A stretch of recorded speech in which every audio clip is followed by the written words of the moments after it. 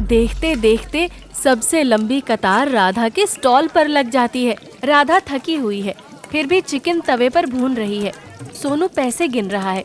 दीदी, आज पूरे 36,000 रुपए कमाए हैं। हमने तो सपने में भी नहीं सोचा था कि हमारी लिट्टी एक दिन मेले में सबसे आगे रहेगी। बहन जी, अगले महीने शहर के बड़े आयोजन में भी आपको बुलाएंगे। आपका खाना लोगों को घर की याद दिलाता है। बहुत बहुत धन्यवाद। लेकिन अब सपना एक ठेले से दुकान तक ले जाने का है। राधा और सोनू रिक्शा से घर लौट रहे हैं। दोनों चुप हैं। राधा खिड़की से बाहर देखती है। अब अगला कदम क्या होगा दीदी?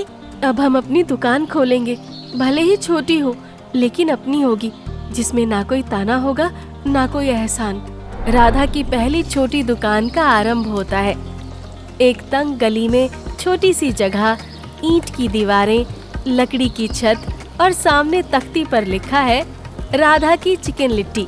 बहन जी, वही लिट्टी मिलेगी जो मेले में खाई थी? हाँ भैया, वही मसाले, वही हाथ, सिर्फ जगह बदली है। दुकान धीरे धीरे चलने लगती है। दीदी, अब हर दिन 3 से 4,000 की बिक्री हो रही है। अब हमारे घर में चूल्हा बंद नहीं होगा और अगले साल से तो अच्छे स्कूल में पढ़ेगा। सच दीदी? हाँ, पढ़ाई करनी है तुझे। मेरी तरह चूल्हा नहीं, कलम पकड़। स्थानीय अखबार में एक छोटी सी खबर। एक लड़की की मेहनत से महक उठा पटना का स्वाद। राधा, तू तो अखबार में छप गई। नाम से कुछ नहीं होता बहन, रोज दुकान खुलती है या नहीं, बस वही असली सफलता है। 3 महिलाएं राधा की दुकान पर आती हैं। राधा बहन, अगर हम भी तेरे साथ काम करें तो सिखा देगी? सिखा दूंगी, लेकिन मेहनत करनी होगी और स्वाद से कोई समझौता नहीं होगा। हम हर दिन काम करेंगे, बस हमें भी अपनी रोजी रोटी चाहिए। हम अगर थोड़ा बहुत भी तुम्हारी तरह लिट्टी चिकन बना पाए तो हमारे लिए बहुत बड़ी बात होगी। राधा उन्हें आटे में मसाला मिलाना, चिकन तैयार करना और लिट्टी बेलना सिखाती है। अब काम बंटने लगता है और गति आने लगती है। पहली बार दुकान के बाहर पोस्टर लगता है।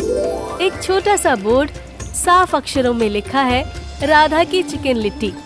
छोटा ठेला, बड़ा स्वाद। राधा अब सिर्फ एक दुकान वाली नहीं रही, वो एक मिसाल बन गई कि स्वाद सिर्फ मसालों में नहीं होता, मेहनत और आत्मसम्मान में होता है। और जब हौसला साथ हो तो ठेले से भी इतिहास लिखा जा सकता है।